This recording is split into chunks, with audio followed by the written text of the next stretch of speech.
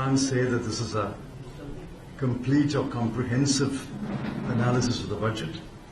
These are mainly the first impressions and on a reading of the key budget documents. Perhaps in due course we can have a more comprehensive analysis of the budget. After listening to the budget speech or after reading the text, what is the one big takeaway for the average citizen? It is that there is no big idea. Its only virtue is that it has left every section equally disappointed. This is the third budget of the NDA government. The first two were forgettable. The Prime Minister had promised that he would reform to transform. The word reform is a little understood but much used word. Reform means reform of factor markets or product markets. There is little evidence of such reform in the budget. So the NDA has followed its own brand of budget making, which is just housekeeping and accounting. Thanks to the crash in oil prices, that required hardly any effort. The government boasts that it earned more tax revenues than it had budgeted at the beginning of the year. Did they collect more corporation tax? No. Did they collect more income tax? No. What they collected more was excise duties. It is a whopping increase of rupees 54,334 crore. That amount was due to the numerous times the government increased excise duties on petrol and diesel after the budget was presented last year. I had predicted that the government will comfortably achieve the target of fiscal deficit in the current year. It has, and I'm happy. I'm also happy that the government has spurned the advice of the Chief Economic Advisor and stuck to its own fiscal consolidation path for 2016-17. I take it as a vindication of the UPA government's policy declared after adopting the Vijay Kelkar Committee's report on fiscal consolidation. In the last 2 years, the government had turned its back on rural India, the agriculture sector, and the social sector programs.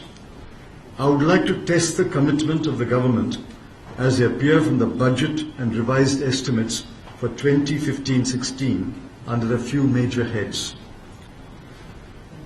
Major head, budget estimates and revised estimates. General education, the budget estimate was 19,885 crore. They will spend only 18,824 crore.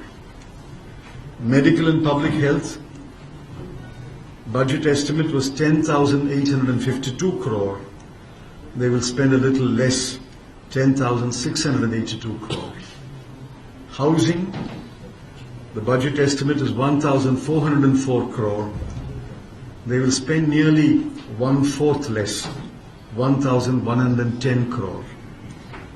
Social security and welfare, the budget estimate was 6,387 crore. Now they will spend only about half of it, 3,504 crore.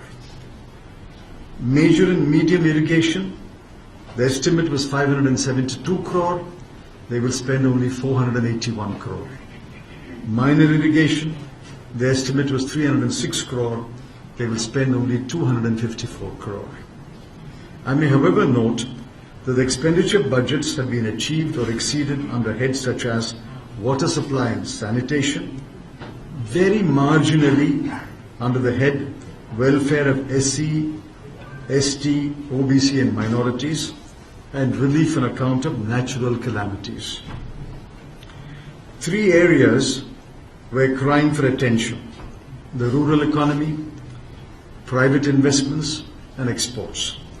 How has the government addressed the problems in these 3 areas? On agriculture, I am happy that the UPA schemes are being continued, but the crucial signal is price. The NDA government reneged on its promise to give cost plus 50%. It did worse last year by giving meager or nil increases in minimum support price, MSP. The budget speech makes no promise of a fair and remunerative MSP, nor is there any major initiative to increase productivity in crucial crops. On private investment, this is one of the 4 engines of economic growth and is sputtering for the last 18 months.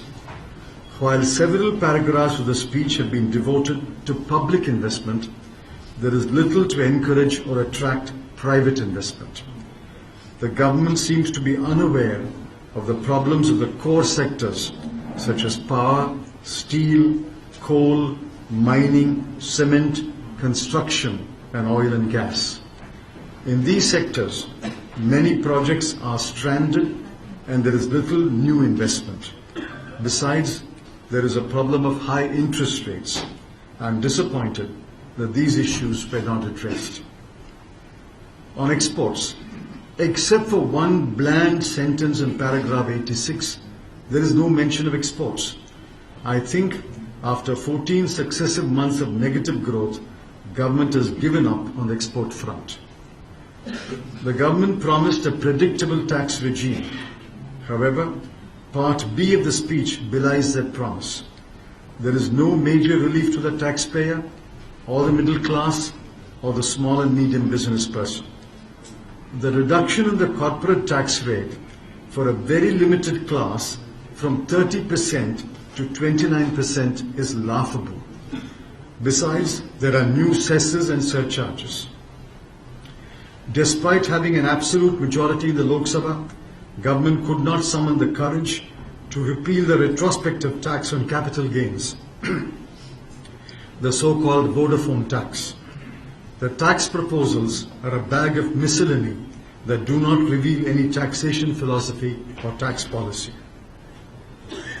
In the financial sector, only 3 proposals of the FSLRC will be taken up for passing legislation. The direct taxes code seems to have been buried permanently. There is a lukewarm reference to the GST bills, but there is no promise of accommodating the legitimate criticism of the opposition. Finally, the government has wisely refrained from predicting the growth rate for 2016-17. The economic survey was restrained in assuming a growth rate of about 7%. The budget papers have given the GDP figures for 2015-16 and 2016-17 and have calculated the nominal growth at 11%. If these are the government's numbers, I would like to ask how much will be the real GDP growth in 2016-17. We know the RBI's target for inflation in 2016-17 is 4 to 6%. How much does that leave for growth? It would be a pity that all this elaborate exercise yields ultimately moderate GDP growth of about 6%. Altogether, I'm afraid the budget has been a wasted opportunity. Yeah. Mistakes. Yeah. Any questions? Mr. Chidambaram? Yes. Mr. Chidambaram, would you agree with the critique? That this budget is more political than economic in character, which may not be really a bad thing for a ruling political party? Well, I don't know who made that criticism, but clearly the third budget of a government which presented 2 forgettable budgets was expected to be political, and I'm not surprised.